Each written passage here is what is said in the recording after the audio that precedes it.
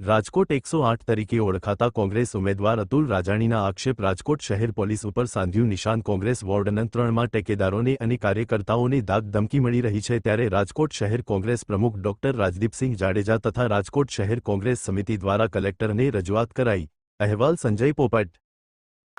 રાજકોટના ward number 3ની અંદર હાલના ડેપ્યુટી મેયર હાર ભાડી ગયેલા હોય છેલ્લા એક હપ્તાથી અમારા કાર્યકરોને ખેસ પહેરવામાં આવે છે, પોલીસને સાથે રાખીને ગુંડાગીરી આદરવામાં આવે છે।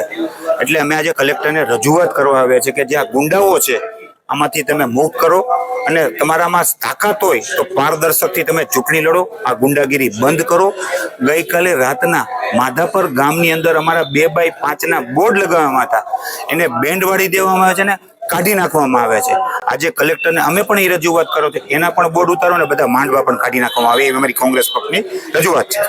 રાજકોટ શહેરની અંદર સ્થાનિક સ્વરાજની ચૂંટણી જ્યારે થવા જઈ રહી છે, 26 તારીખે મતદાન છે, ત્યારે ચૂંટણી અધિકારી તરીકે એટલે કે રાજકોટ જિલ્લાના કલેક્ટર શ્રી બિરાજમાન છે, ત્યારે રાજકોટ શહેરમાં અમુક વિસ્તારોની અંદર જે કોંગ્રેસના ઉમેદવાર છે એમની સાથે ફરતા લોકો એટલે કે ઠેકેદાર લોકો ક્યાંક કોંગ્રેસ માટે મહેનત કરી રહ્યા હોય, લોકોને સમજાવી રહ્યા હોય, એવા લોકો ઉપર અમુક ચોક્કસ અધિકારીઓ દ્વારા પોલીસ તંત્રના ફોન કરીને ટેકેદારોને ધમકાવવાનું કામ કરી રહ્યા છે, દબાવવાનું કામ કરી રહ્યા છે।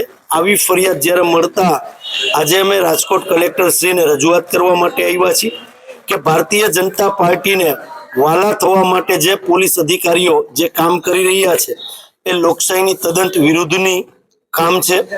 રાજકોટ શહેર પોલીસ છે એ સમગ્ર સારી રીતે રાજકોટમાં કાયદો અને વ્યવસ્થાની સ્થિતિ જાળવે છે, નિષ્પક્ષ રીતે ચૂંટણી થાય એનો પણ ખ્યાલ રાખે છે, પણ અમુક અધિકારીઓના હિસાબે સમગ્ર પોલીસ તંત્રને છાંટા ન ઉડે એનું પણ ધ્યાન રાખવું જોઈએ।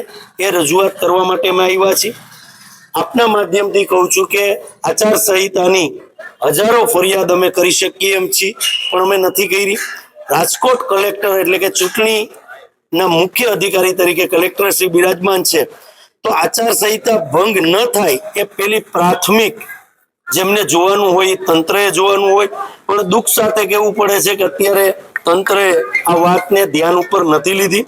આજે અમે એ પણ રજૂઆત કરવાના છીએ કે તમે આ વાતને ધ્યાન ઉપર નહીં લ્યો તો આવનારા દિવસોમાં એગ્રેસિવ મૂડમાં કોંગ્રેસે રસ્તા ઉપર ઉતરવું।